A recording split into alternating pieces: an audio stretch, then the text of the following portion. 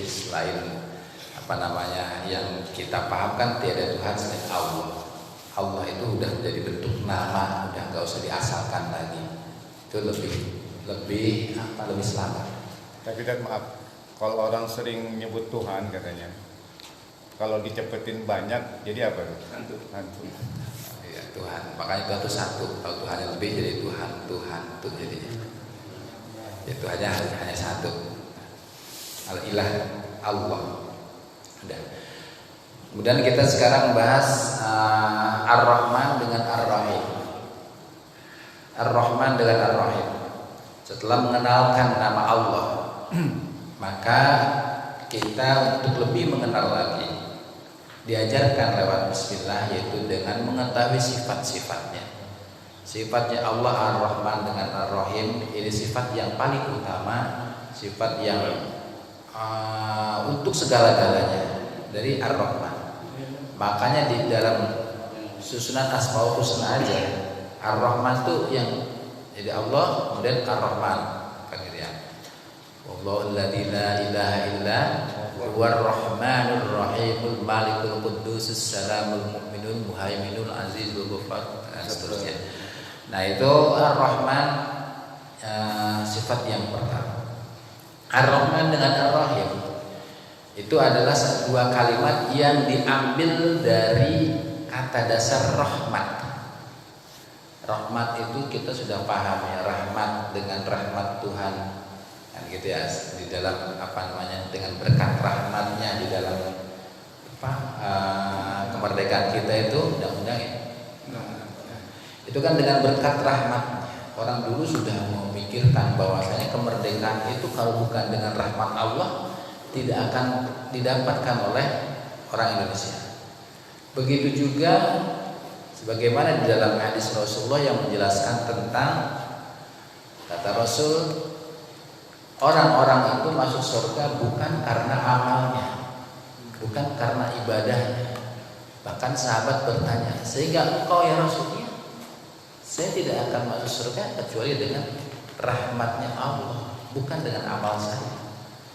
Jadi amal-amal kita itu memang yang menjadi penyebab rahmatnya Allah. Tapi dengan tidak langsung, dengan karena amal kita langsung masuk surga, tidak. Kalau tidak ada rahmat Allah, maka tidak akanlah kita dimasukkan ke dalam surga. Nah itu rahmat. Nah kemudian arti dari Ar-Rahman dengan Ar-Rahim yang paling masyhur yang kita dengar, yang sering kita pelajari, Ar-Rahman itu adalah Rahmanud dunia. Kemudian kalau Ar-Rahim adalah Rahimul akhir. Maksudnya bagaimana Rahmanud dunia? Allah mempunyai sifat kasih sayang, sifat rahmat di dunia. Itu untuk umum. Jadi universal, semuanya akan mendapatkan rahmat dari Allah di dunia ini. Enggak ada syaratnya. Ya, kalau usaha itu bukan syarat sebetulnya. Mau usaha mau tidak, seperti yang dulu pernah saya sampaikan di majelis ini juga, bahwasanya ketika Imam Malik itu ya, tanpa usaha kerja yang secara duniawi, nah itu kan dapat rahmat dari Allah tetap. Karena Allah sudah menjamin di dunia ini semuanya Allah jamin. Makanya rahmat Allah di dunia itu lebih umum, baik orang yang beriman ataupun orang kafir. Bahkan ya,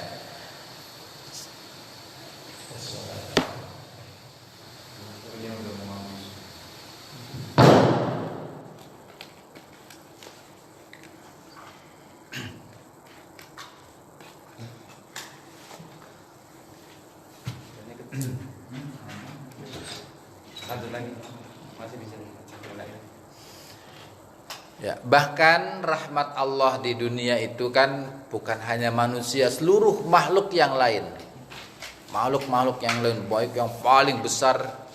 Kalau kita bayangin rahmatnya Allah memberi makan makhluk yang paling besar tuh di laut, yaitu ikan yang dulu katanya ikan nun yang bisa menelan Nabi Yunus itu. Nah itu kan ikan dengan perahu, dengan kapal yang waktu itu paling besar gitu, masih jauh lebih besar ikan. Nah, sehingga kita bisa bayangin ikan tuh makannya seberapa.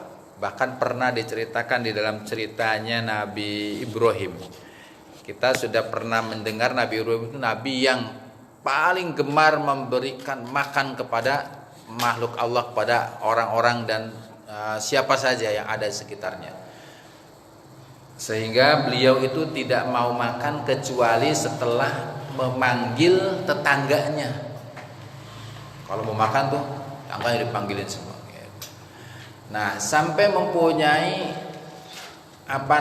rasa di hati Nabi Ibrahim itu, saya pengen memberikan makan seluruh makhluk hidup begitu.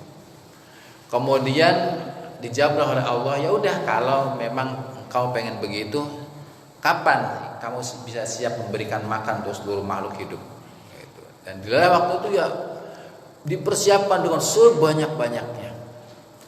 Nah, pada waktu yang sudah ditentukan, kemudian ada satu makhluk yang pertama mau makan, yaitu ikan yang di laut yang paling besar.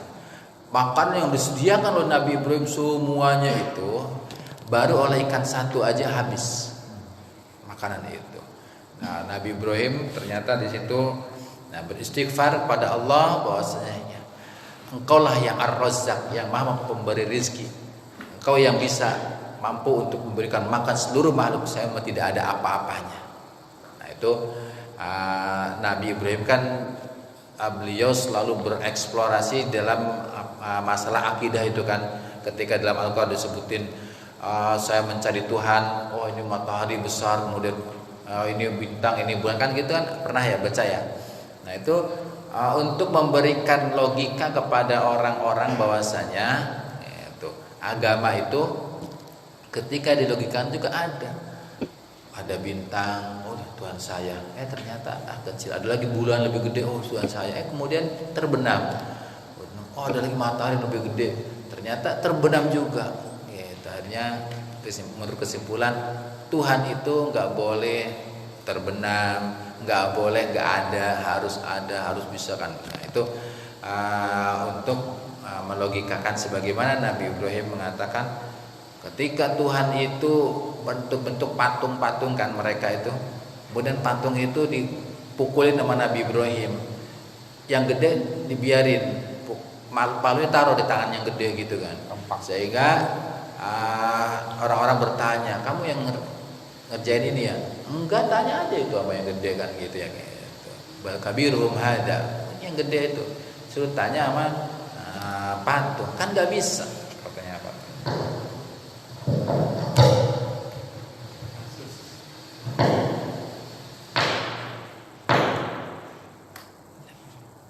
Kita pakai mic yang itu aja. Jadi itulah sekilas tentang Ar-Rahman ya. Ar-Rahman dari tadi bahwasanya Rahmanud dunya, sifat rahmannya Allah di dunia untuk seluruh makhluk yang tidak disyaratkan beriman, tidak disyaratkan yang lain-lainnya, pokoknya Allah pasti kasih rahmat. Nah, kemudian Rahim Allah yaitu Rahimul Akhirah, yang memberikan sifat rahmat di akhirat, tetapi khusus ya untuk orang-orang yang beriman saja, karena tidak mungkin Allah memberikan rahmat di akhirat kepada orang kafir secara teorinya gitu. Nah, tapi kalau Allah sendiri umpamanya memberikan rahimnya Allah di sana kepada yang Allah kehendaki, itu bukan kita nggak campur tangan ya, itu hak prerogatifnya Allah. Tapi secara teorinya bahwasanya Allah itu memberikan rahmatnya di akhirat dengan syarat ketika orang itu beriman. Maka di sana mendapatkanlah kenikmatan Allah berupa surganya. Kemudian kalau ditanya Rahman dengan Rahim itu yang lebih utama yang mana? Ya sebetulnya yang lebih utama ya tergantung kita melihat dari sisi mana. Kalau dari sisi keumuman, keuniversalan, berarti yang lebih utama ya Rahman, karena bisa untuk siapa saja di dunia, siapa saja. Jadi kalau yang namanya rohim itu yang limited edition, jadi yang terbatas. Tetapi karena limited edition itu akan mendapatkan yang lebih banyak setiap individunya. Ya, ibaratnya di dunia ini kan umpamanya ada 100 ya, 100. Nah, 100 itu dibagi semuanya. Sedangkan di akhirat ada sullatun minal awalin wa qalilun minal akhirin di surat Waqiah. Di akhirat itu penduduknya yang mendapatkan kenikmatan adalah sepertiga dari umat terdahulu dan sedikit dari umat sekarang. Artinya ya sepertiga lebih sedikit lah. Iya, qalilun minal akhirin. Nah, jadi yang benar itu umat manusia itu kan hanya sedikit. Nah, qalilun, masya Allah. Nah, sehingga kalau dihitung persentase kira-kira logikanya manusia, matematikanya manusia ya. Sekali lagi ini tidak mendikte Allah, tapi menurut dalil yang di dalam surat Waqiah, sullatun minal awalin wa qalilun minal akhirin, ada lagi satu lagi sullatun minal awalin wa sullatun minal akhirin. Artinya dah sepertiga dari umat aja lah. Sepertiga dari umat itu masuk ke surga. Kalau sepertiga berarti kan umpamanya masih sama-sama 100 dibagi cuman orang 33 kan gitu ya. Berarti kan seorangnya dapatnya lebih gede. Kalau yang pertama 100 dibagi 100 orang itu kan dapat 1-1. Kalau di akhir dapat 3-3. Tetapi di dalam penjelasannya lebih banyak lagi karena rahmatnya Allah di akhirat itu lebih banyak ternyata. Kalau lebih banyak, dalilnya banyak. Sebagaimana Allah sebutkan bahwasanya hari di akhirat itu adalah ya, kalau di akhirat satu hari di sini 1000 tahun. Nah, itu ditafsirkan di sana. Kalau di sana itu kenikmatannya cuman 1, di sini mah bisa dibagi berapa? 1000 tahun itu udah 360.000 ya. Jadi yang satu di sana gelondong itu di dunia itu dibagi 360.000. Bandingannya begitu. Bandingannya. Makanya ketika dikatakan nikmat yang tiada tara di akhirat sana, itu sudah sangat jauh dibandingkan dengan nikmat yang di dunia. Nah, makanya kalau dibundang banding dengan matematika kita nggak bakalan kehitung oleh kita apa yang dijanjikan oleh Allah dengan nikmat di akhirat sana. Artinya kalaupun ada ulama mengatakan nikmat di dunia itu hanya 1%-nya ya, dibagi untuk 100 orang umpamanya, di sana 99% dibagi untuk 33 orang. Kalau mau menghitungnya. Kenapa? Karena ternyata di dalam hal luasnya saja satu bagian orang tuh arduhat samawat wa ard. Surganya untuk satu orang aja bisa mencapai luasnya langit dan bumi. Udah nggak ada taranya. Jadi nggak bisa dibandingkan. Yang jelas mala ainun ra'at wala udhunun sami'at. Surga itu tidak bisa dibayangkan atau ditemukan oleh mata kita di dunia. Nggak bisa. Nggak bisa dibayangin kayak apa, nggak bisa. Kalau Al-Quran ada katanya jannatin tajri min tahtihal anhar, katanya surga yang mengalir di bawahnya sungai-sungai. Karena orang di dunia itu bayangan indahnya kan begitu aja. Paling pegunungan, ada pohon-pohon rindang, ada buah-buahan, sungai mengalir di bawahnya. Paling itu yang paling indah. Apa sih? Kan nggak ada. Nah, jadi gambaran surga lebih dari itu. Kenapa Allah gambarkan tajri min tahtihal anhar? Karena batas manusia, keindahan yang dibayangkan oleh manusia itu yang di dunia ada ya hanya itu. Hanya seperti pengalaman pemandangan yang di mana di puncak atau apa itulah. Ya. Dalil sahihnya yaitu dari Imam Qurtubi mengatakan Rasulullah bersabda, ini di dalam hadis qudsi namanya, hadis qudsi. Rasulullah bersabda, qala Allah Ta'ala, Allah telah berfirman, Anar Rahman, aku mempunyai sifat Rahman. Khalaqtur rahima, aku menjadikan rahim. Rahim itu apa? Kita bilang rahim. Rahim ibu. Itu rahim. Ya. Wa syaqaqtu laha isman min ismi, dan aku ambilkan untuk ya rahim ibu kita itu dari kata Rahman, rahim. Hanya itu yang diambilkan dari kata rahim. Nah, kemudian faman wasolaha wasoltuhu waman qata'aha qata'tuhu. Barang siapa yang menyambung rahim, maksudnya silaturahim itu, maka aku sambungkan dia. Kemudian barang siapa yang mutus, aku putus dia dari rahmatnya Allah. Jadi orang yang silaturahim maka dia akan tersambung dengan rahmatnya Allah. Orang yang qati'ur rahim, yang dia memutus persaudaraan, maka akan diputus dari rahmat Allah. Itu kan kita sudah jelas tentang hadis itu, banyak menjelaskan kalau ingin dijembarkan, dimudahkan rezekinya, falyasil rahimah, maka sambunglah persaudaraan. Nah itu supaya apa? Jangan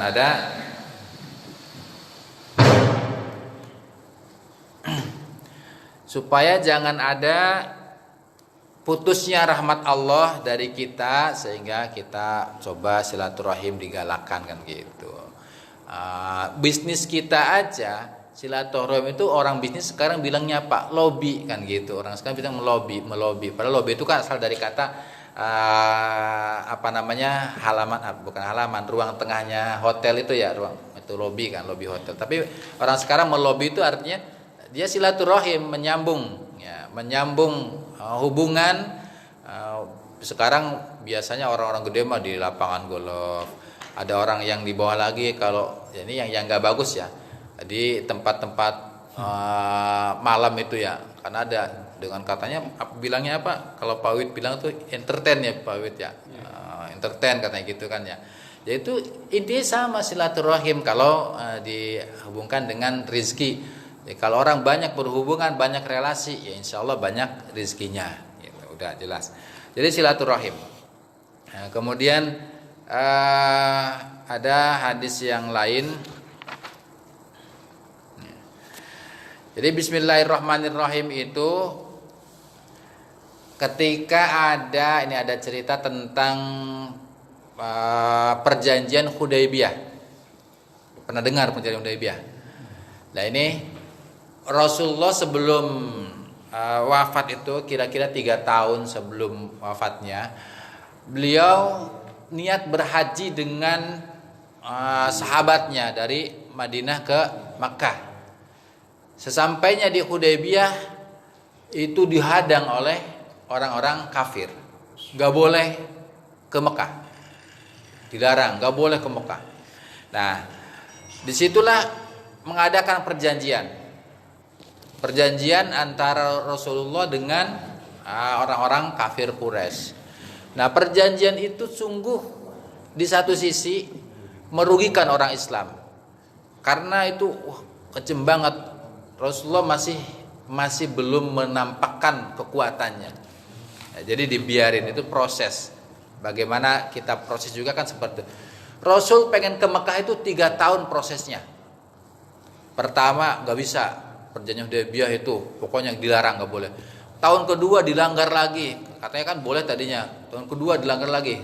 Terus di Hudaybiyah juga dilanggar juga. Akhirnya Rasulullah dengan sahabatnya nggak bisa pada haji. Kemudian baru tahun ketiga itu membawa pasukan yang banyak, itu yang namanya Fathu Makkah. Jadi Rasul itu dengan sahabat-sahabatnya. Jadi ada sejarah bahwasanya tidak jadi ke Mekah, tidak jadi umroh, tidak jadi haji. Kemudian tahalul di situ, kan ada kata tahalul ya. Kemudian tahalul, karena tahalul harus menyembelih, ada dam, ada kafaratnya, menyembelih kambing satu dan seterusnya, kan ada cerita tentang umroh tentang haji ada di situ. Nah, di sana ada perjanjian Hudaybiyah begini. Ketika Rasulullah menyuruh kepada Zaid bin Sabit, kepada sekretarisnya, suruh menulis perjanjian itu diawali dengan Bismillahirrahmanirrahim. sodorkanlah setelah jadi ke orang-orang kafir Quraisy. Mereka mengatakan, la na'rifur rahman wala na'rifur rahim. Apaan ini Rahman dengan Rahim? Katanya nggak mau kok. Kita nggak mau, kita nggak kenal dengan Rahman dan Rahim. Jadi mereka tidak mengakui sifat Rahmannya Allah dengan sifat Rahim, karena tidak mengakui Allahnya. Bahkan ketika ditulis min Rasulillah gitu, nggak mau juga, hapus katanya, hapus. Itu sahabat Umar yang sudah itu banget, udah gede banget. Mungkin kalau kamu udah biarin saya aja yang itu. Tapi Rasul menahan, udah biarin. Sehingga Allah dengan Ar-Rahman dengan Ar-Rahimnya mereka nggak mau dituliskan di dalam surat itu. Bahkan Rasulullah saja nggak mau. Tulisnya apa? Min Muhammad. Gitu. Langsung dari nama min Muhammad, bukan min Rasulillah, bukan. Jadi tidak mau itunya. Nah itu hadis yang ada dari riwayat Bukhari, kalau itu panjang ceritanya, sehingga di situ sudah diawali pengenalan Ar-Rahman dengan Ar-Rahim kepada orang kafir Quraisy, betapa susahnya memberikan pemahaman kepada orang kafir Quraisy Ar-Rahman dengan Ar-Rahim itu. Nah, kemudian alhamdulillah ya, kita dari kecil sudah tahu Ar-Rahman Ar-Rahim, sudah diberi pemahaman oleh orang tua kita, oleh guru-guru kita, sehingga dengan bismillahirrahmanirrahim, bahkan ya saya dari kecil sudah pernah mendengar ada orang yang memberikan belas kasihan di dunia, maka makhluk yang di langit akan memberikan belas kasihannya orang tersebut. Bahkan bukan hanya kepada orang. Ada di dalam kitab Usfuriyah namanya, yang Usfuriyah itu ada cerita tentang seorang yang selamat, ternyata karena menyelamatkan burung emprit itu burung pipit yang kecil. Zaman dulu itu sudah ada, burung itu ditangkap oleh anak kecil, diikat, kemudian diterbangin kayak orang sekarang kan ada kan suka ya, yang suka anak-anak beli burung di abang lewat tuh, diikat kemudian terbangin gitu, tarik lagi terbangin gitu. Kan penyiksaan, anak-anak seneng gitu ya. Cuman itu penyiksaan. Tapi saya dari kecil orang tua saya tuh, bapak saya tuh paling marah kalau hewan dibikin begitu. Ya kalau mau diambil ya dipelihara, katanya dikasih makan, dikasih kandang kalau mau. Tapi kalau nggak bisa jangan, udah terbangin aja. Nah dan dari kecil saya nggak pernah, jadi nggak mau lah, karena memang nggak didukung oleh orang tua melihara burung, nggak mau. Karena itu memberikan rasa penyiksaan kepada hewan. Dari kecil saya dengar orang yang seperti itu ternyata selamat di akhiratnya itu karena burung tersebut, bukan karena dia amal-amal yang banyak. Sebagaimana pernah Imam Ghazali saja memberikan minum kepada lalat, itulah yang menjadi amal penyebab dia mendapatkan ridho dan rahmat dari Allah, karena dia memberikan belas kasihan minum kepada lalat ketika dia mau nulis. Dia menuliskan tulisan tuh tinta ditutul gitu, kemudian mau nulis ada lalat menclok sama dia, diamin sampai selesai dia itu, habis itu pergi baru dia nulis. Itu yang paling ikhlas, nggak ada orang lain tahu, nggak ada maksud tertentu. Kalau sekarang kan maksudnya ngasih itu kan biar didukung, ngasih biar ini biar ada kepentingan lah. Itu nggak ada, pasti nggak ada pasti itu. Kecil, nilainya kecil, tapi ikhlasan yang sangat besar yang membuatkan Imam Ghazali itu mendapatkan rahmat dan ridho dari Allah kan gitu. Jadi makanya orang tua suka bilang semut nggak usah kita siram. Bagi kita mah segelas air biasa, bagi semut mah banjir bandang. Gitu. Janganlah disiram kan. Ada hewan-hewan kecil jangan di. Nah itu Rahman dan Rahimnya Allah, mari kita terapkan, karena sifat Rahman dan Rahimnya Allah itu ada satu nama tadi, Ar-Rahim dinamakan kepada rahim ibu kita, sehingga mari kita mempunyai sifat Rahman dan Rahim. Kemudian nih, ini yang saya kurang setuju orang-orang sekarang melihat manusia di dunia nih itu dari agamanya, melihat manusia dia dari agamanya, sehingga yang tidak seagama, tidak seiman, dia sama sekali tidak mau berhubungan, sehingga melihatnya kamu udah kafir, kamu bukan golongan saya. Jangan. Jadi marilah kita pakai bahwa kita di dunia ini kita harus mempunyai sifat yang seperti Allah, Rahman. Udah, kita berhubungan dengan siapa saja, orang kafir sekalipun, musuh kita sekalipun ya, kita tetap kan ada peribahasa, cintailah musuhmu. Gimana kita mencintai musuh? Nah, artinya kalau dia nggak menyerang kita, kalau dia, kita tetap biasa seperti biasa aja, seperti biasa. Hubungan manusianya, sosialnya seperti biasa. Dengan orang kafir juga sama. Nah, kecuali kalau kita di masjid, kita di musola, ini kan semua orang Islam semua, baru kita berhubungan dengan mereka ya secara agama. Kita memberikan salam kepada mereka, orang-orang yang beriman. Orang yang kafir di luar, kita tidak usah memberikan salam dengan ucapan assalamualaikum warahmatullahi wabarakatuh. Kalau hanya selamat ya, itu beda lagi. Kalau selamat umpamanya anaknya orang non Islam atau orang kafir, dia habis wisuda, selamat ya Pak anaknya wisuda gitu, kan nggak masalah itu. Nah, yang masalah itu assalamualaikum, kan udah sering dibaca, sering dibahas. Assalam itu semoga selamat dunia akhirat, karena ada alnya.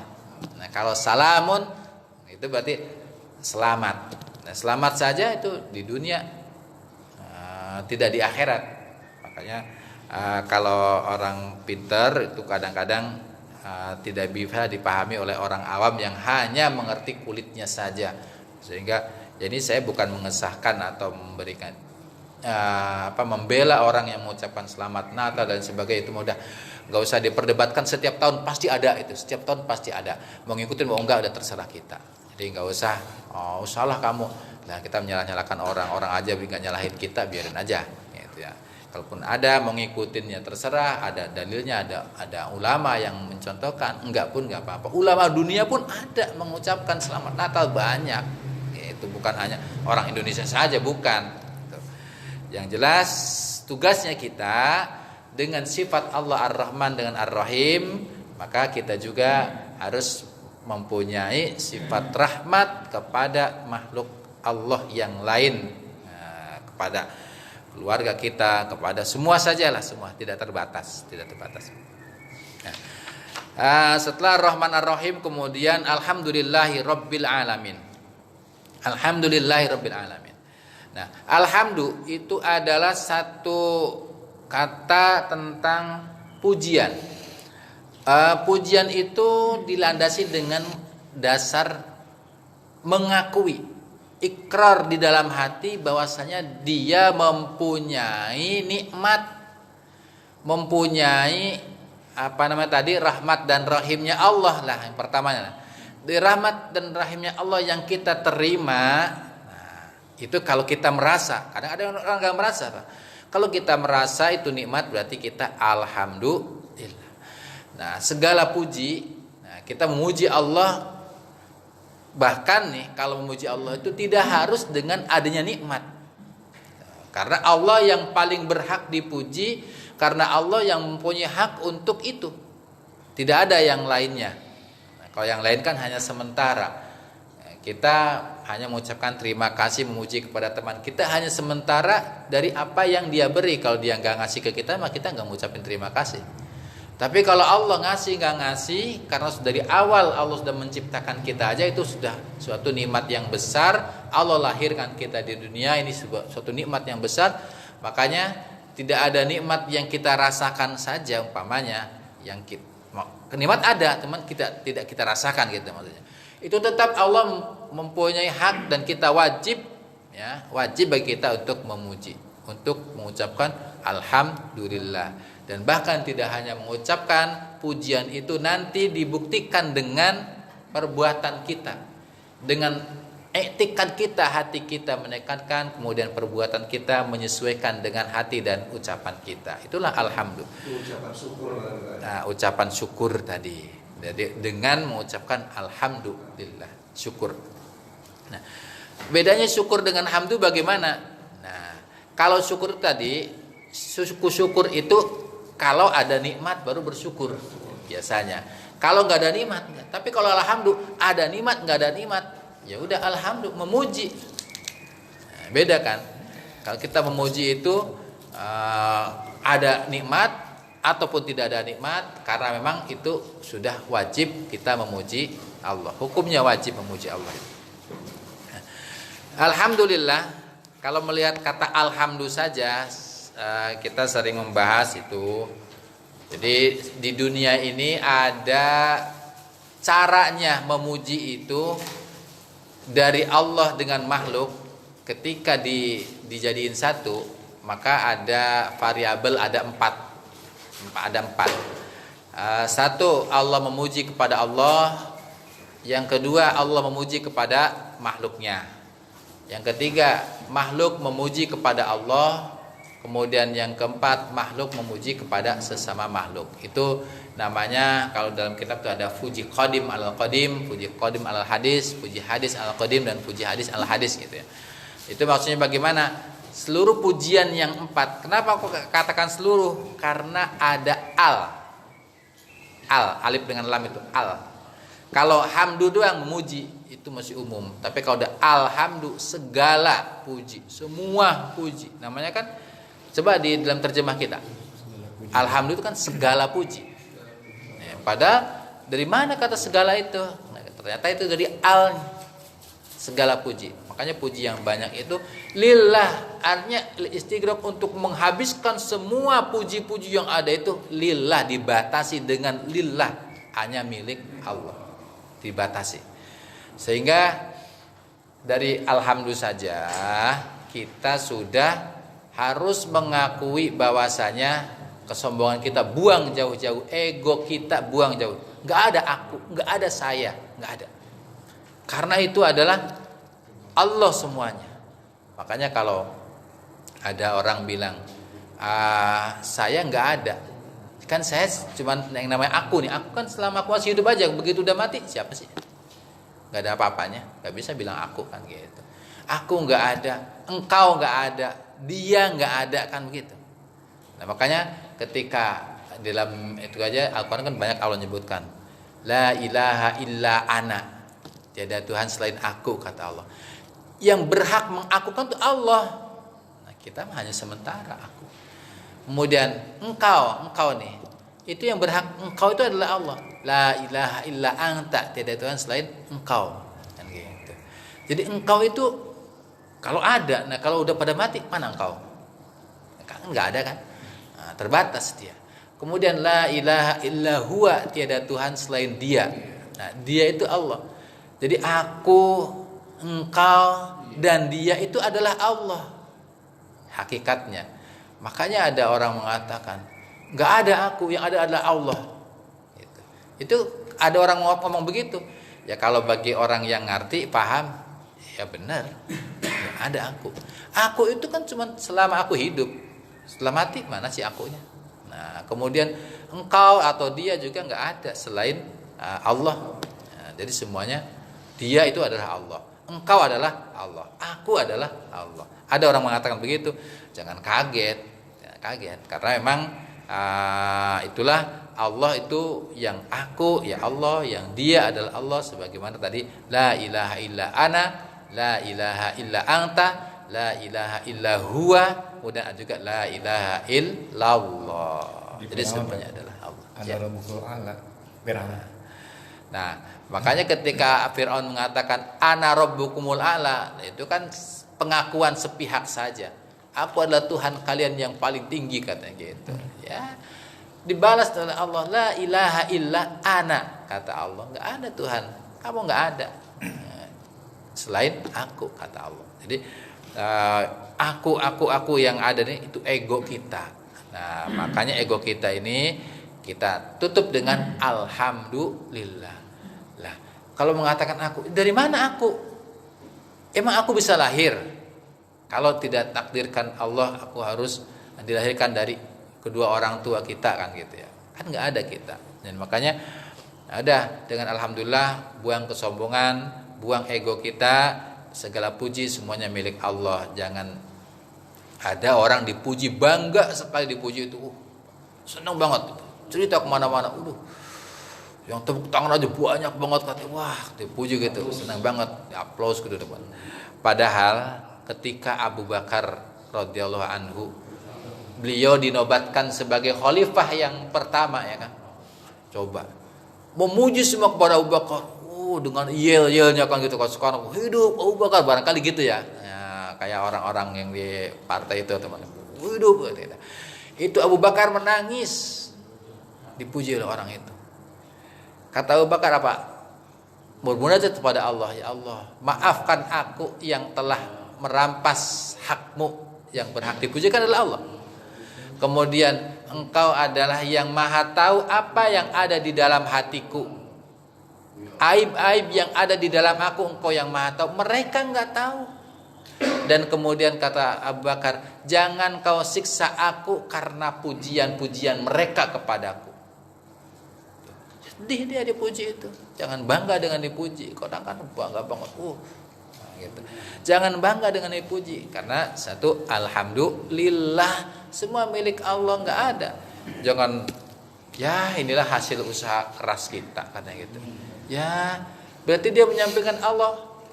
Orang kemerdekaan kita aja dengan berkat rahmat Allah, udah jangan dengan giginya pahlawan kita sehingga merdeka gitu, nggak ada.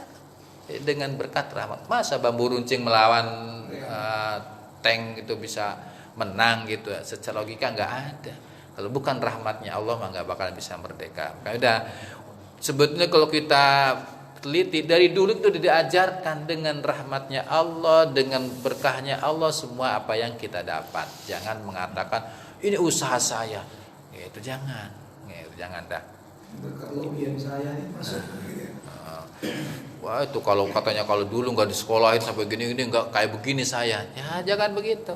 Ya itulah wasilah boleh. Ya alhamdulillah wasilahnya saya sekolah kuliah dengan ini sehingga saya bisa seperti ini. Itu bilangnya begitu.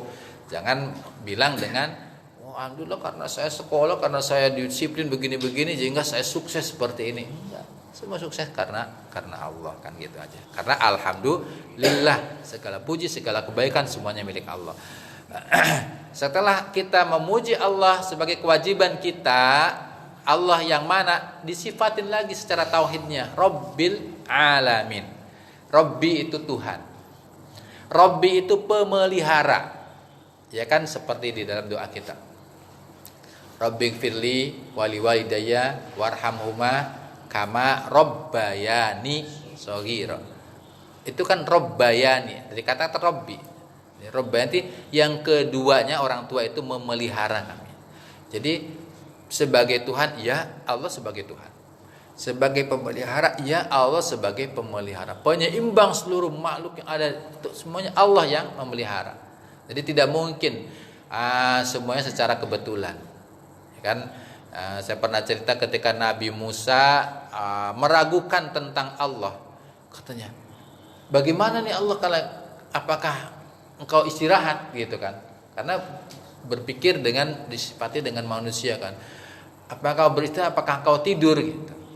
Nah, Allah tidak langsung menjawab, ya enggak begitu jawabnya. Allah berfirman kepada Nabi Musa, coba kamu bawa 2 botol tuh diisi air, suruh dipegang. Sebelum aku bilang suruh ditaruh, udah jangan ditaruh, pegang. Berapa lama kita bisa megang botol begini? Ternyata Nabi Musa itu udah lama kelamaan nih, ngantuk sebentar, jatuh gitu. Nah, kemudian, ya maafkan ya Allah, kan gitu. Langsung sadar dia. Baru saja dia micro sleeping ya, dia tidur sebentar gitu. Itu langsung terjatuh. Apalagi tidur. Makanya Allah la ta'khudhu sinatun wala naum. Ngantuk pun enggak, apalagi tidur. Gitu. Makanya jangan membayangkan Allah tidur dan sebagainya. Nah, kalau kita kan bisa lalai, bisa lupa, bisa tidur dan sebagainya karena kita makhluk. Allah tidak seperti itu. Karena Allah yang memelihara. Orang yang mengatur segala-galanya itu kendali itu kan nggak boleh tidur. Mengendalikan apa nggak boleh tidur, nggak bisa kalau tidur. Hancur semuanya. Makanya dengan Rabbil Alamin ini seluruh alam. Alam itu kalau di dalam bahasa tauhid, alam itu masih wallah. Selain Allah itu alam. Makanya ada alam jin, ada alam hewan, ada alam dunia. Semuanya alam. Nah semuanya alam itu masih Allah. Nah, alam jagat raya ini, nah itu Tuhannya hanya Allah.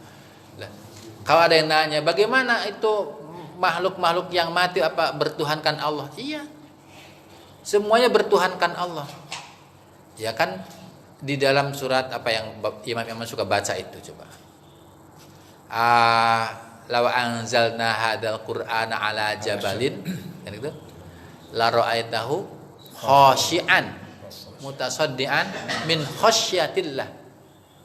Gunung-gunung aja ketika Quran turun kan akan terlihat apa namanya takutnya kepada Allah kayak apa. Nah itu berarti makhluk yang mati pun, nah, yang kita tidak tahu pun itu bertuhankan Allah. Bahkan kalau melihat dalil, kalau nggak salah surat Ali Imran, yusabbihu lahu ma fis samawati wal ard. Semuanya bertasbih kepada Allah. Ma itu bukan man ya. Kalau ma itu apa-apa. Kalau man itu orang, jin, makhluk-makhluk yang berakal itu man. Tapi kalau ma apa-apa, semuanya langit dan bumi itu mereka bertasbih kepada Allah. Bagaimana tasbihnya makhluk yang lain? Ada hadis mengatakan tasbihnya ayam kan berkokok ya. Ketika ayam subuh berkokok, jangan dikatakan itu jin atau setan. Itulah sebetulnya adalah ayam sedang bertasbih, kan begitu. Jadi semuanya mereka bertasbih, kita nggak tahu kayak apa suara tasbihnya. Ada dengan bahasanya masing-masing, Sehingga penelitian mutakhir itu bahkan bunga, bahkan pohon itu bisa dikasih alat apa kemudian terdengar suara.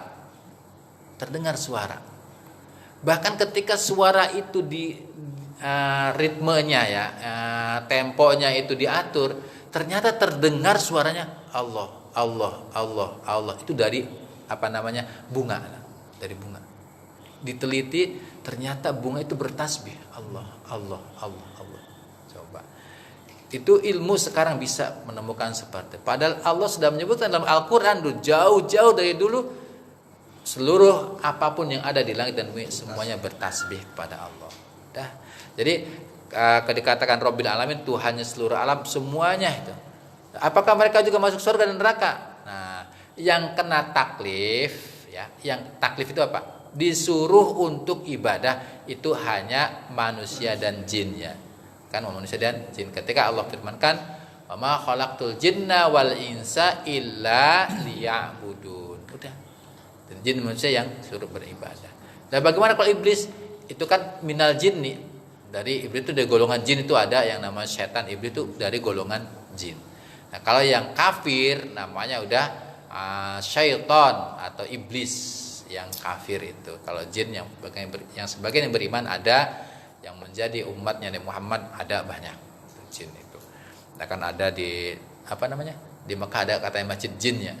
Pernah kan ada sejarahnya itu, ada sejarahnya. Di Quran aja ada surat Al-Jin. Nah, itu kita percaya saja itu makhluk Allah ya, seyogianya. Kalau kita tidak bisa, nggak usah berhubungan, artinya ada relasi dengan jin, nggak usah, karena jin itu makhluk yang tidak terlihat oleh mata kita akan kalah. Dia bisa melihat kita nggak bisa melihat dia, itu kita akan kalah. Takutnya kita menang, mungkin anak cucu kita kalah nantinya, nggak bisa semuanya. Nah, kalau ada yang bisa untuk melihat jin dan sebagainya, ya udah, itu kelebihan bagi dia, mungkin Allah beri untuk dia. Kita nggak usah komentar, kita nggak tahu nggak tahu ilmunya. Kita salah nanti komentarnya. Ya, karena ada sih orang-orang yang kata bisa melihat jin, udah biarin aja. Gitu. Kalau kita nggak bisa, ya wis, kita mah berhubungan dengan makhluk yang terlihat saja. Gitu.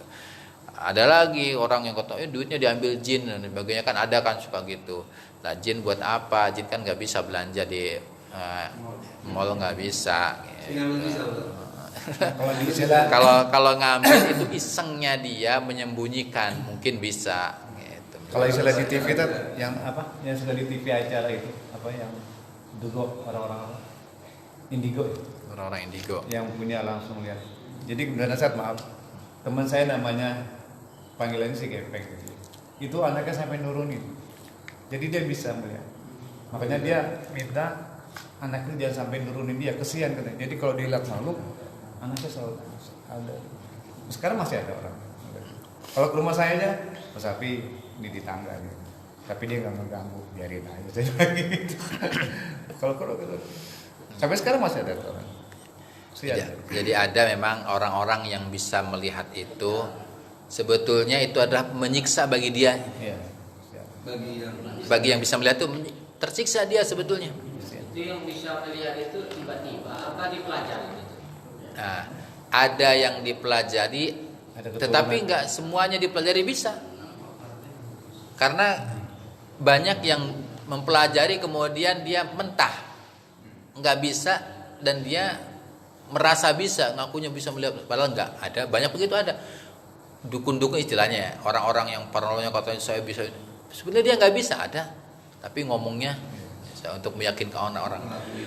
Dia ngomong bisa lihat, apa kita bisa membuktikan? Nggak bisa kita. Itu makanya udahlah, dia bisa melihat pokoknya gini nih, udah biarin aja, kita nggak usah komentar, ya ngomong aja.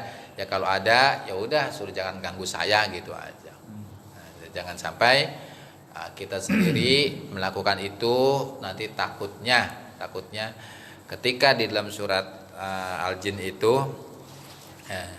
ada yang ayatnya saya lupa tuh.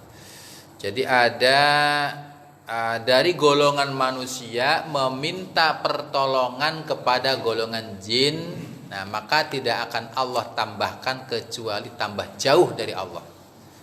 Ya, orang yang minta tolong pada jin itu intinya mereka akan tambah jauh dari Allah. Nah itu ayatnya seperti itu. Kalau ada orang katanya bisa tambah dekat, ya Allah alam lah. Nah, saya nggak bisa berkomentar itu karena bukan dunia saya. Semakin jauh pada Allah, dia semakin dekat dengan jinnya. Bisa jadi gitu. Nah karena itu ayat ya mungkin tafsirnya bagaimana, ada yang nafsir lain juga bisa jadi, ada yang nafsirin yang tidak sama seperti yang saya artikan, itu bisa jadi juga. Artinya saya tidak menjas apa yang saya katakan itu mutlak benarannya, kemudian yang dia pendapat itu salah, enggak. Jadi bisa jadi dia juga ada kebenarannya, Allah alam. Yang jelas kalau saya bukan ilmunya, saya tidak akan berkomentar jauh-jauh, nah gitu. Karena ada orang yang tahu jin gini-gini, ada. Cuman saya taunya negatifnya itu sangat banyak. Kerabat saya banyak jadi korban, banyak. Nah di kampung itu orang kental sekali dengan masalah begitu. Kental sekali. Nah, mereka juga sama bertuhankan Allah sama, tapi karena mereka itu katanya sebaik-baiknya jin itu ya selicik-liciknya manusia gitu. Jadi mereka terlihat baik, di belakang pasti akan menusuk kita gitu. Itu aja. Karena mereka itu punya sifatnya pendendamnya itu. Sekarang iya saya nurut. Tunggu. Umur saya lebih lama dari kamu. Kata si jinnya itu begitu. Nanti kamu nggak bisa, keluargamu, anak-anakmu gitu.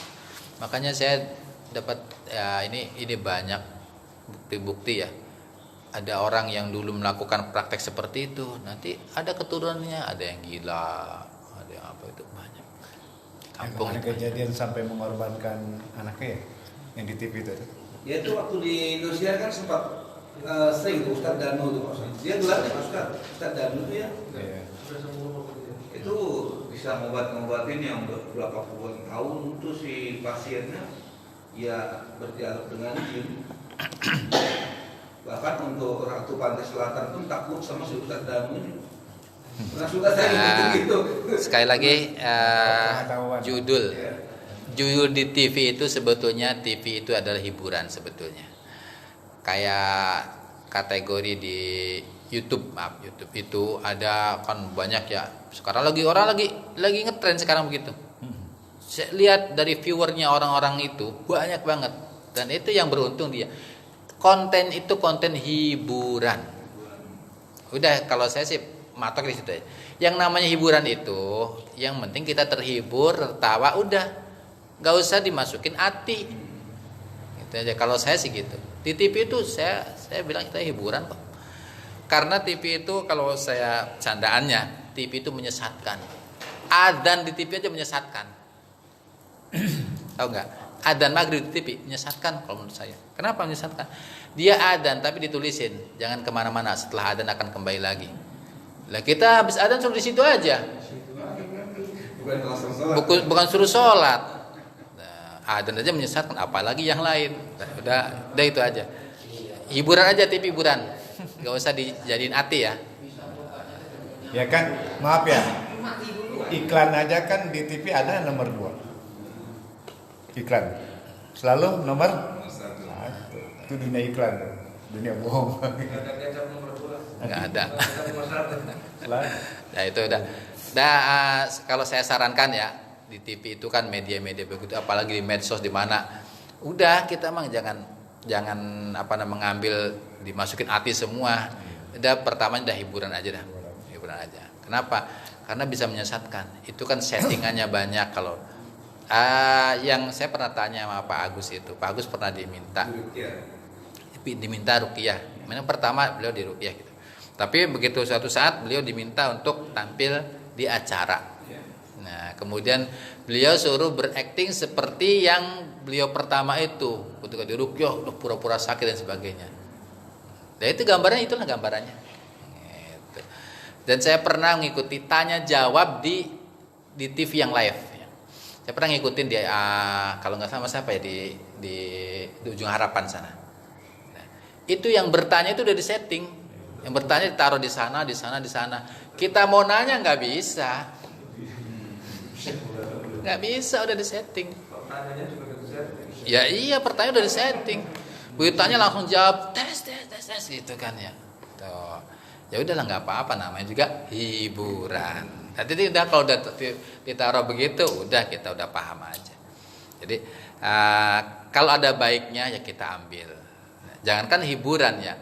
Di dalam jalannya kotoran ayam aja, kalau yang keluarnya telur mah kita ambil gitu. Padahal jalan kotoran gitu. Tapi ya itu tadi, di jalan hiburan juga kalau ada yang baik kita ambil. Maksudnya baik tuh yang cocok dengan syariat, yang cocok dengan guru-guru kita, ya ambil. Kalau nggak cocok ya udahlah, tinggalin aja. Yang penting kita terhibur gitu aja. Gitu. Nah, bagaimana hukumnya mereka yang menghibur dengan kebohongan? Ya udah, nggak usah dibahas. Kalau dengan kebohongan apapun, kalau dengan kebohongan ya negatif lah, namanya bohong. Gitu. Untuk menghibur dengan kebohongan itu bahkan nggak boleh. Gitu. Nah, jadi alhamdulillahirabbil alamin, segala puji bagi Allah Tuhan segenap alam. Ini ada tentang syukur ya, tentang syukur. Tentang syukur itu bagaimana?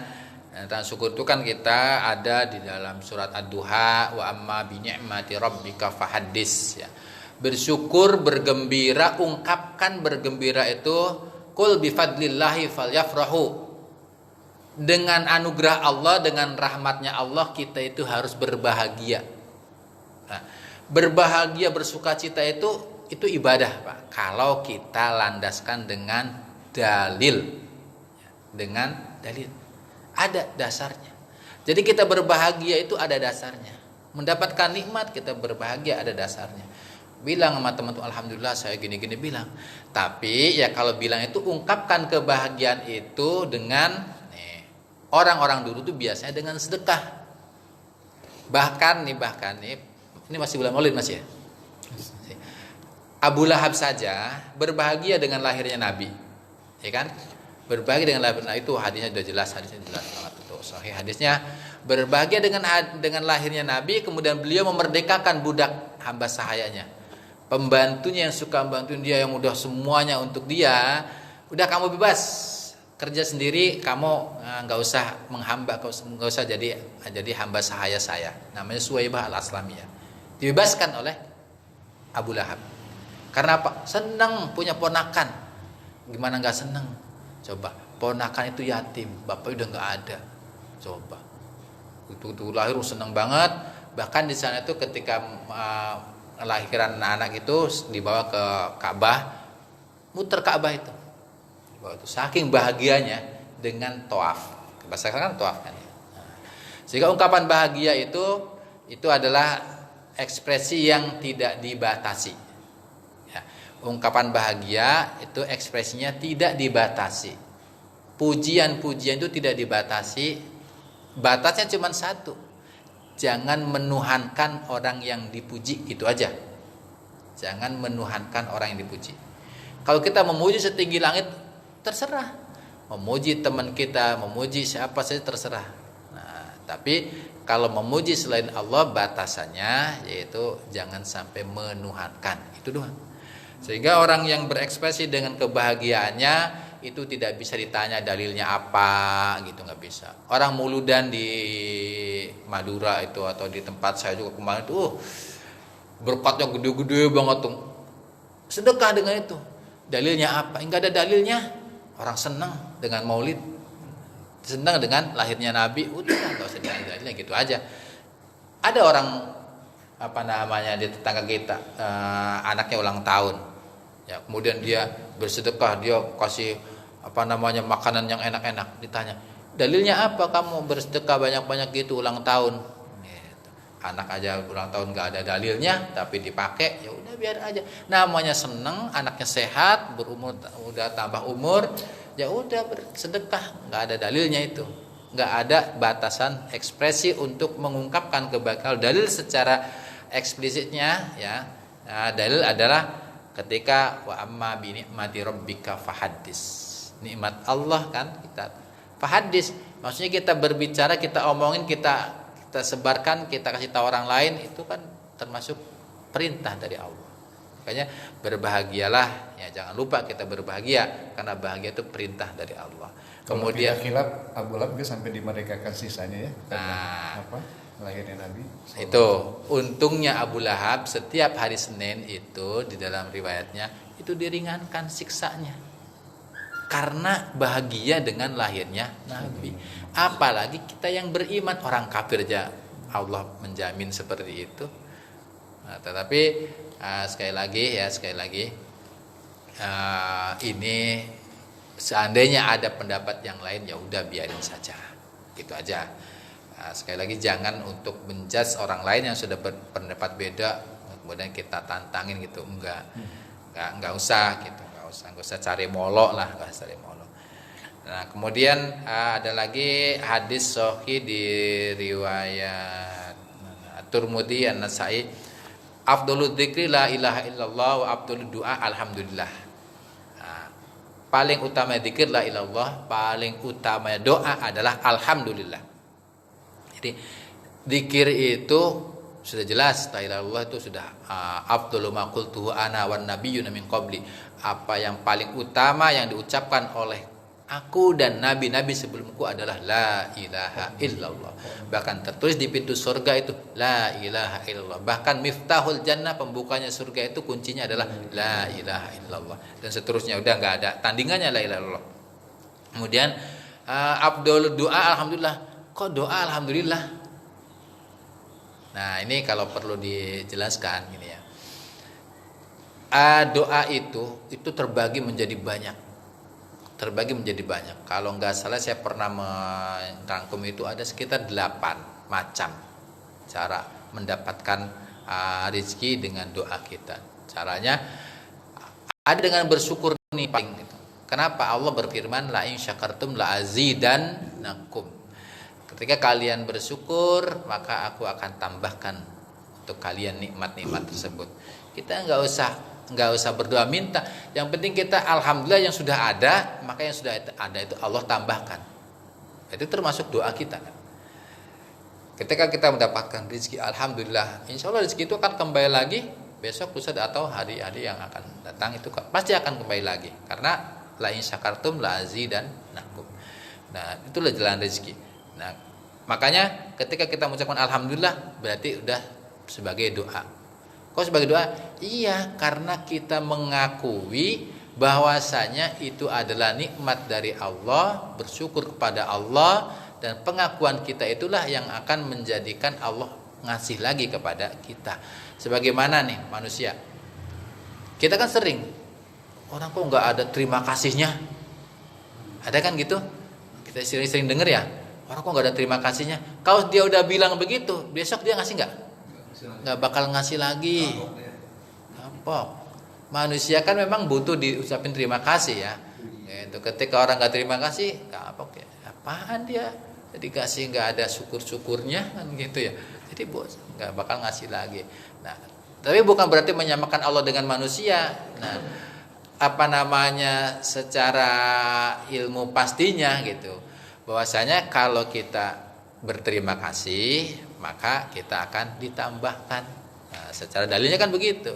Dalilnya begitu. Makanya ada alhamdulillah itu sebagai doa yang paling, makanya udah silahkan ketika kita baca alhamdulillah amin. Ya Allah terima.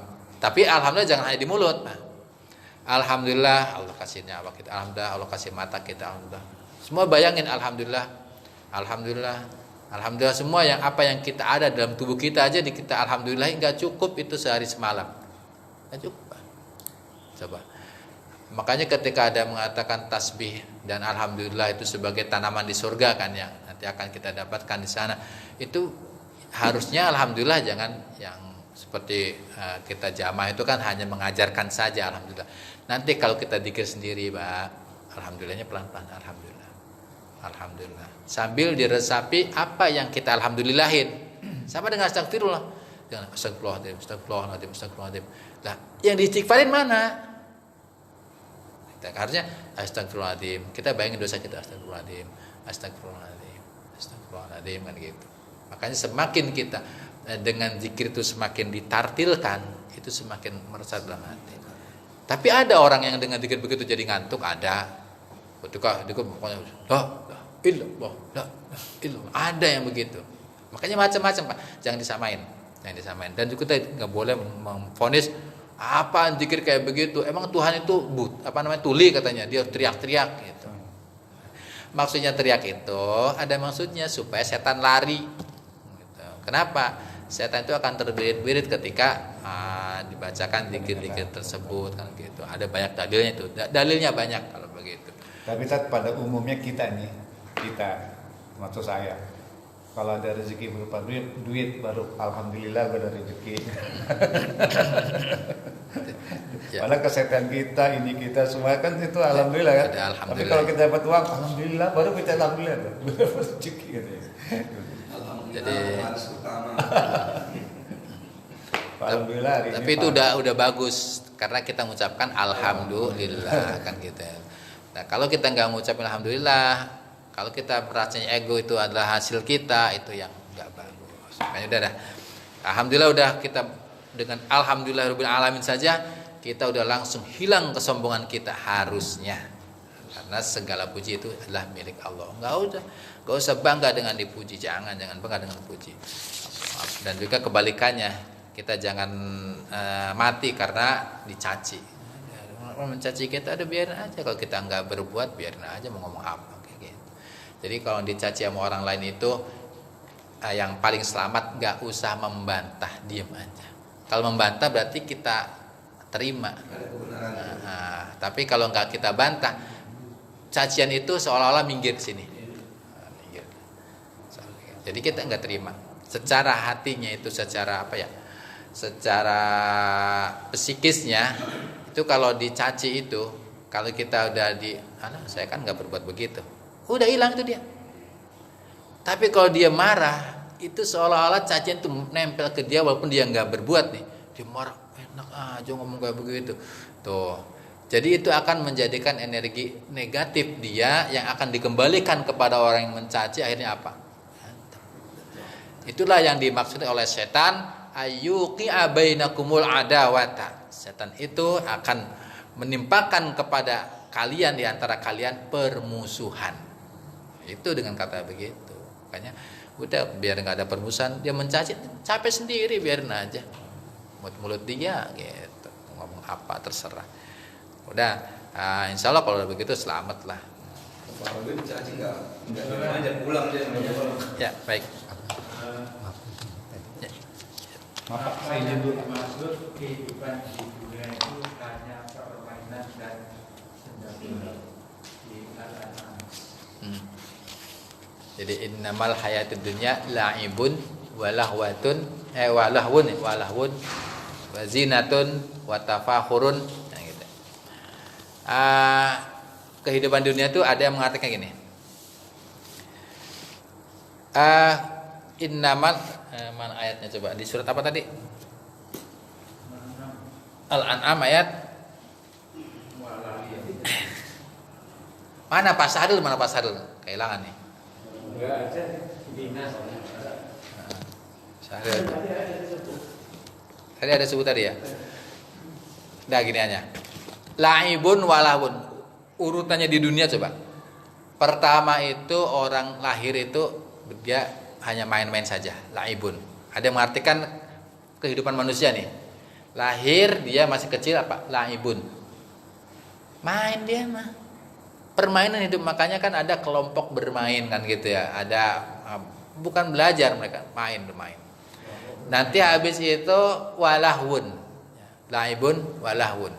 Kalau udah agak besar dia berbuat yang enggak ada gunanya. Anak-anak yang baru menginjak agak besar kan dia enggak ada gunanya, perbuatan dia kan ya percuma aja gitu. Bantuin orang tua juga enggak benar, kerjaan enggak benar, enggak ada yang walahun.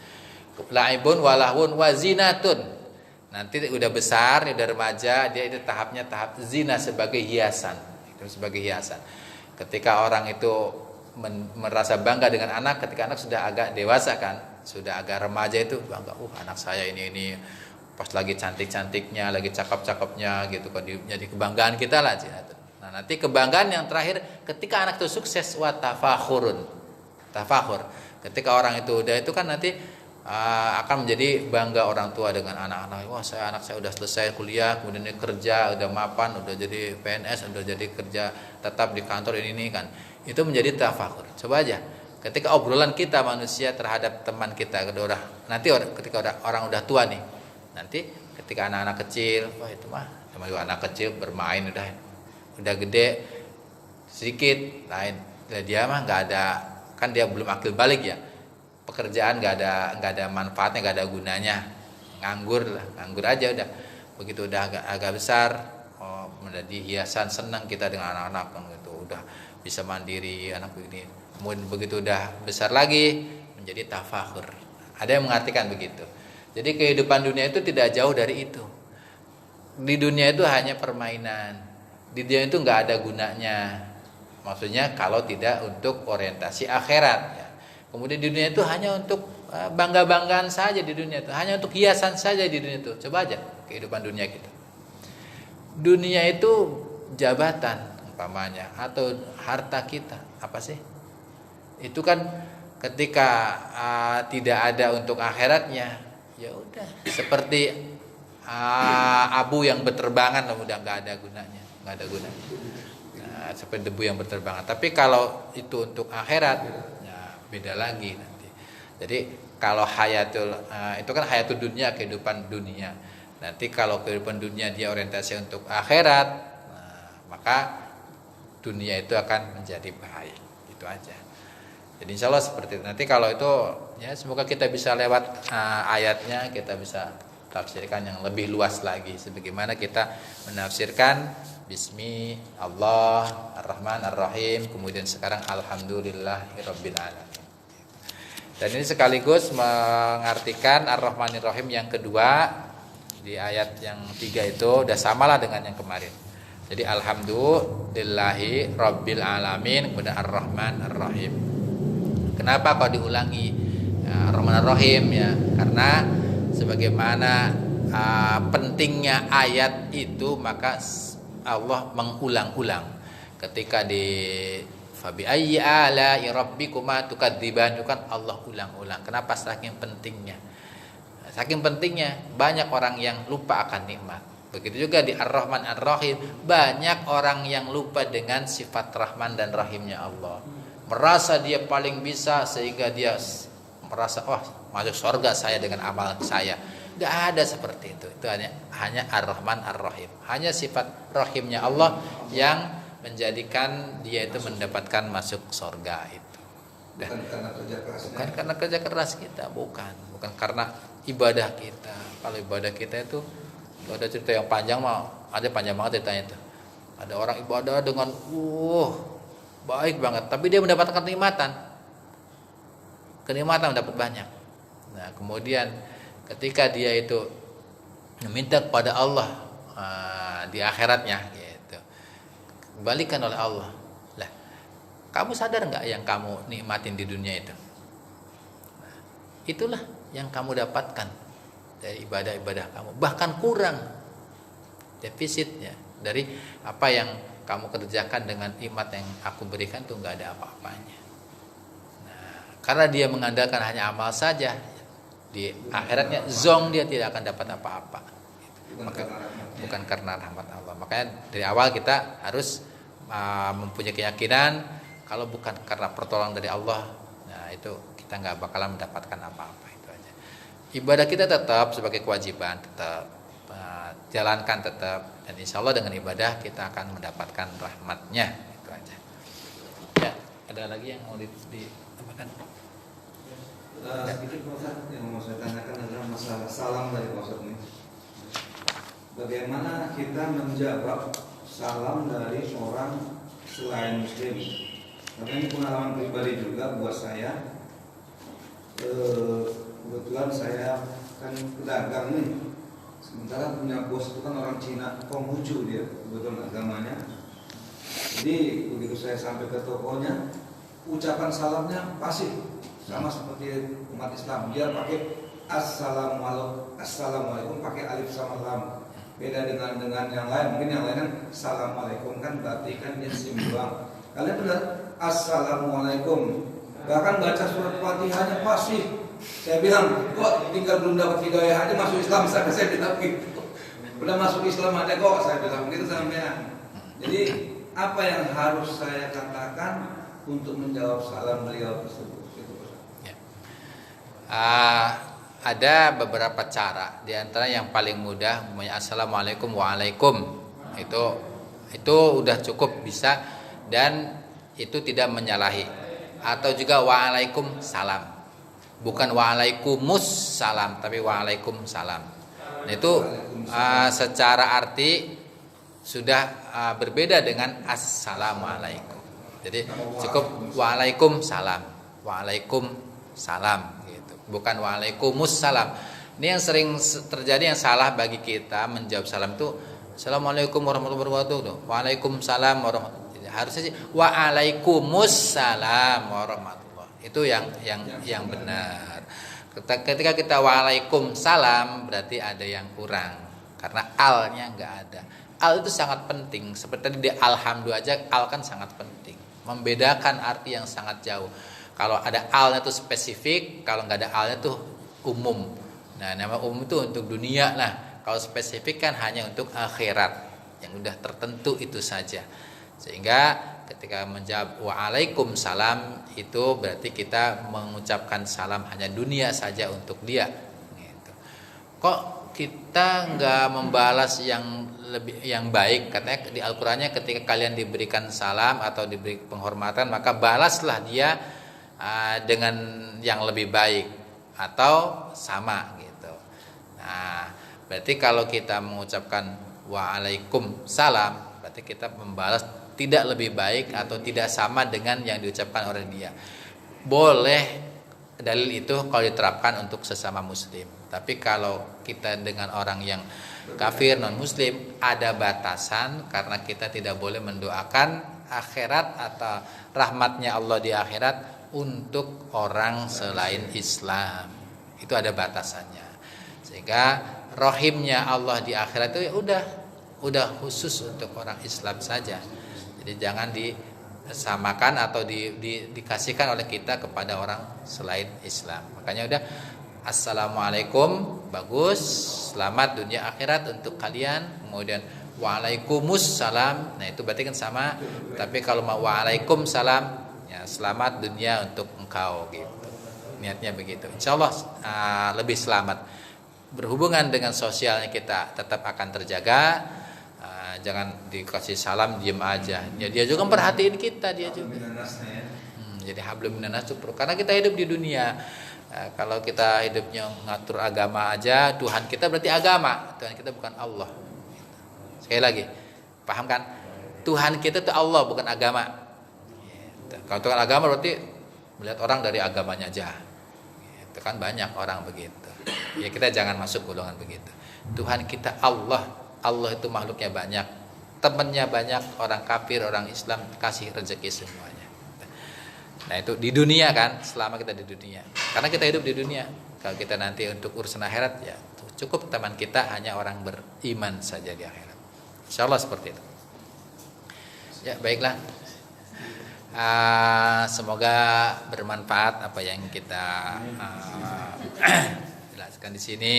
Intinya Bismillahirrahmanirrahim, kemudian Alhamdulillahirrahmanirrahim, Ar-Rahmanirrahim. Ya, kita memulai segala sesuatu dengan mengucap nama Allah. Jangan lupa Allah yang punya sifat kasih dan sayang, kita juga harus mengikutinya, mempunyai sifat Rahman dan Rahim. Kemudian setelah itu kita memuji kepada Allah karena kita mendapatkan rahmat dari Allah yang sangat banyak. Kita harus alhamdulillah, wajib hukumnya bagi kita. Alhamdulillahirabbil alamin, Allah yang menguasai, yang menjadi Tuhan yang memelihara seluruh alam, Rabbil alamin. Kemudian Ar-Rahmanir-Rahim, kita ditambahkan lagi, dikuatkan lagi bahwasanya Allah mempunyai sifat Ar-Rahman dan Ar-Rahim. Semoga kita bisa mengikutinya. Insyaallah kalau kita bisa seperti itu, ya harmonislah hidup di dunia ini. Yang ada sifat Rahman dan Rahim ada kepada teman, kepada semuanya, kita insyaallah akan baik. Kalau udah dengan cinta bicaranya, karena nggak ada matinya udah dengan cinta. Makanya di keluarga di mana saja ya udah berbicara dengan cinta, dengan Rahman, dengan Rahimnya. Insyaallah selamat ya, insyaallah. Kalau berbicara dengan benci, ini dengan benci berbicaranya, kebaikan pun jadi salah. Udah itu aja. Insyaallah bisa lebih baik ya begitu. Semoga bermanfaat. Al-Fatihah. A'udzubillahi minasyaitonirrajim. Bismillahirrahmanirrahim. Alhamdulillahirabbil alamin arrahmanir rahim maliki yaumiddin. Iyyaka na'budu wa iyyaka nasta'in ihdinas siratal mustaqim siratal ladzina an'amta 'alaihim ghairil maghdubi 'alaihim waladdallin. Amin. Sebelum saya tutup, ya saya bersyukur kepada Allah dan juga terima kasih kepada teman-teman semuanya, para donatur. Kemarin di pesantren saya, ya alhamdulillah udah baloknya udah tercor semua. Nggak tahu tuh baloknya gede-gede banget, habis 100 sak semen, 100 sak semen lebih dikit. Nah, hitungannya sih kalau sampai ngedak tuh kan 300 semen. Ya mungkin sih segitu mungkin. Ya alhamdulillah udah selesai baloknya, ini tinggal mau masang itu aja. Barang-barang udah siap semua. Yang belum tuh pembayar uang tukang, belum, masih punya utang ke tukang. Kalau yang sampai ngedak sih alhamdulillah udah siap. Ya berkat teman-teman semua. Saya nggak bisa apa-apa, cuman mengkoneksikan aja. Ya barangkali ada teman-teman yang mau berinfak dan sebagainya, ya monggo. Kebutuhan yang mendesak untuk instalasi kabel listrik, ya semoga ada dalil Rasulullah bahwasanya barang siapa yang memberikan lampu di masjid, maka selama itu digunakan, nah itulah mengalir terus walaupun sudah. Kemudian nanti setelah lampu, ya kita baru ke lantai. Apalagi lantai itu selama dia buat sujud, buat kebaikan, ya selama itu masih ada akan mengalir terus walaupun orangnya sudah meninggal dunia. Insyaallah amal jariah itu akan dipakai oleh anak-anak santri. Itu sudah santri saya itu dari pertama saya pulang, berarti dari saya pulang tahun 98. Pertama mulai bentuk TPA saya itu 98 sampai sekarang itu alhamdulillah masih eksis, dan di desa saya itu yang terbanyak muridnya. Nah, karena yang orang tua saya, ibu saya terutama tuh teliti banget kalau ngajar. Nggak boleh ngajar panjangnya salah kemudian dipindah gitu, nggak boleh. Iqra itu sampai ya alhamdulillah dengan gigihnya itu sampai sekarang ngajarin Iqra tuh nggak dikasihkan ke orang lain.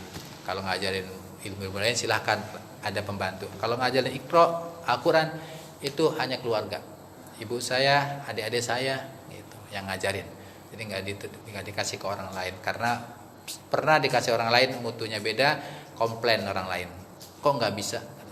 Kalau sekarang alhamdulillah saya punya TK Al-Quran namanya. Keluaran TK Al-Quran itu di SD nggak ditanya lagi dites lagi, nggak, udah langsung baca Latin bisa, baca Al-Quran bisa. Itulah alhamdulillah kenikmatan yang wama binikmati rabbika hadis, kenikmatan yang ada di yayasan saya, di pesantren saya seperti itu. Ya semoga istiqomah kita dalam kebaikan. Terima kasih. Alaikum wallahu muwaffiq ila aqwamit thoriq. Wassalamualaikum warahmatullahi wabarakatuh.